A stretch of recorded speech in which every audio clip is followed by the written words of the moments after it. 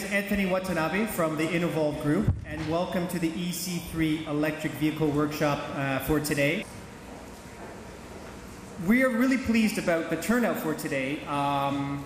Interesting to see how a market that is still some years away from widespread adoption is very multifaceted, as exhibited by the kinds of people who are in the room today, and also the interest in the turnout. We've had to unfortunately turn folks away the last few days, so a real sign that this is a change that needs to happen, that indeed is happening, and how can we smoothen that process.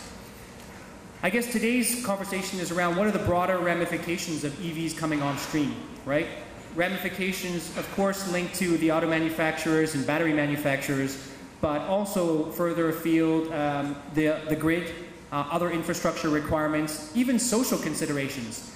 You know, these are some of the questions, including those linked to the builder and the developer community, and that's, I think, a special piece of how we're setting up today's workshop, is getting the perspective of home builders and property developers, bringing them into this conversation in a meaningful way. And if we're really to believe Lovelock, then we have, frankly, I think, a prime opportunity today in that we have solid representation from both the building and the transportation sector, as well as some of the other folks that are involved in this value chain and in this transformation. Today, are we looking at arriving at exhaustive, comprehensive answers? Not really, but might we, through our dialogues, advance the conversation, gain a better understanding of each other's challenges, and then with that newfound knowledge, advance the technology adoption? Yes, indeed, that's definitely one of our goals. So with that, I'll give you a few words on Andrew Bauerbeck. I think most people here know Andrew, but just a couple of top-line comments maybe. You know that Andrew is a respected authority on green buildings, industrial design, and low-carbon economics. He draws from a diverse background in his efforts to engage community leaders and encourage energy and environmental conservation. He was the executive director, the inaugural executive director of the World Green Building Council from 2007 to 2009, and it was this experience, I think, that was the genesis for what EC3 is becoming. I was thinking that the best way to present some of the new ideas that are coming to the marketplace of plug-in cars. And I think I really need to do a bit of an introduction first. There's people here in the room that I haven't met yet, which I think is great. The market is growing. But also a quick summary on how my mind has come to be where it is with the idea of cross-sector collaboration. Okay. So, what I'm going to do is go over a little bit on how EC3 is developed, but then get into the background of plug-in electric vehicles a bit. Talk about the influence on the home and cars, the market transformation elements, and where the electric marketplace could be going, and set the stage for the rest of the day. So first of all, the World Green Building Council. For those of you who don't know about this organization, you might have heard of things like the LEED rating system for green buildings. Back in 2007, there was about 11 councils around the world. So the US Green Building Council, Canada, and others.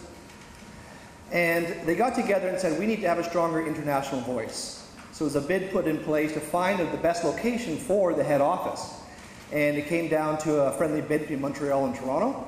Toronto won that bid, and I was asked to start the office off and get things moving.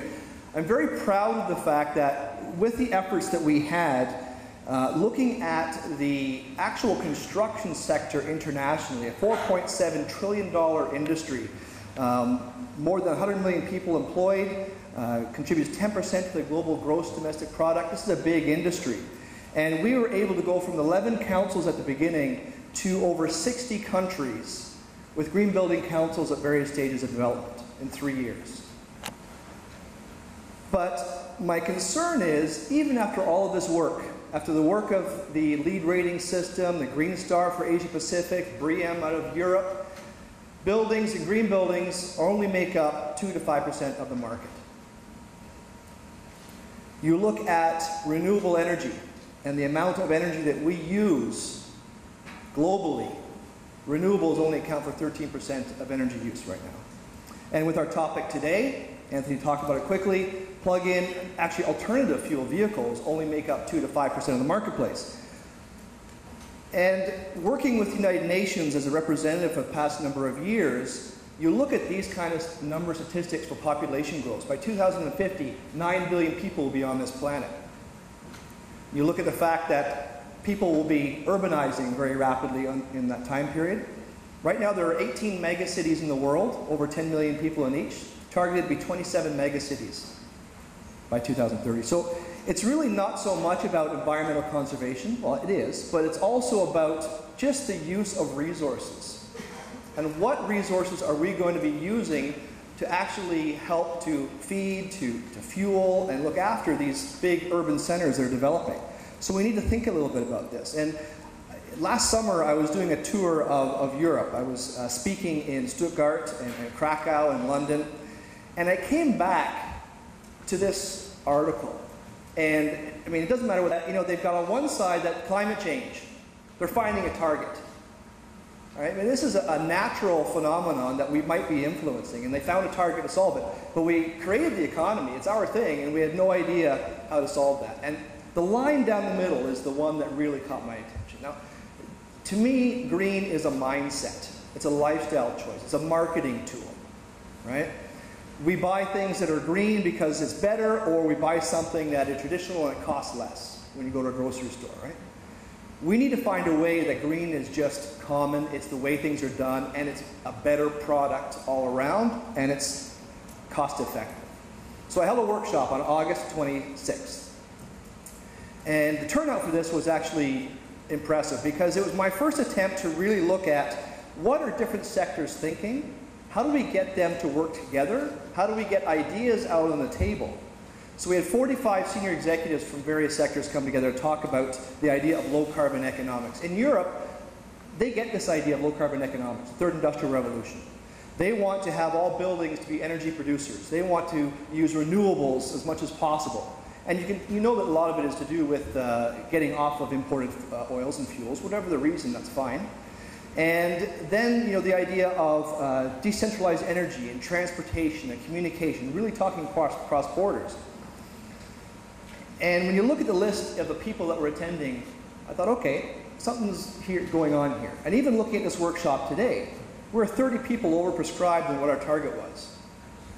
And there's a need to try and foster that a bit better and move forward. So we published a report on the findings from that workshop in August. We have a few copies here that we can give out afterwards if you're interested in seeing this.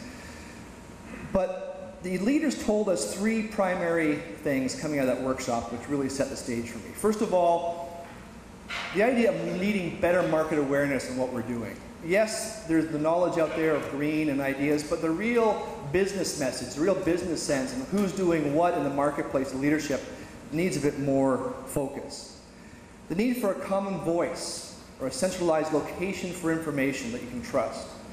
And the idea of stronger collaboration across sector for results. Okay? So to me, it's that collaborative leadership that's very important and what is the cornerstone or the basis for EC3.